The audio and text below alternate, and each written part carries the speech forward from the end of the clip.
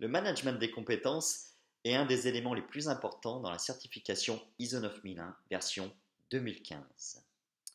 Pour pouvoir bien gérer les compétences, on va utiliser un outil très simple qui s'appelle la grille des compétences. Elle va permettre à la fois de mesurer le niveau de polyvalence et la vulnérabilité à l'intérieur des services.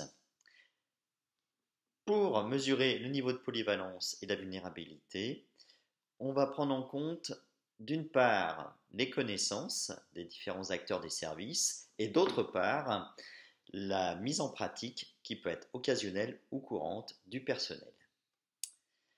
Plus la personne mettra en pratique la compétence, plus elle sera considérée comme polyvalente et compétente. S'il y a une carence, alors on mettra en place un plan de formation et une formation adaptée. Une fois que la formation a eu lieu, on va l'évaluer. On fera une évaluation tout de suite derrière la formation, ce qu'on appelle une évaluation à chaud, puis 3 à 6 mois après, ce qu'on appellera l'évaluation à froid. C'est l'évaluation à froid qui permettra de faire monter le score du niveau de compétence de la personne.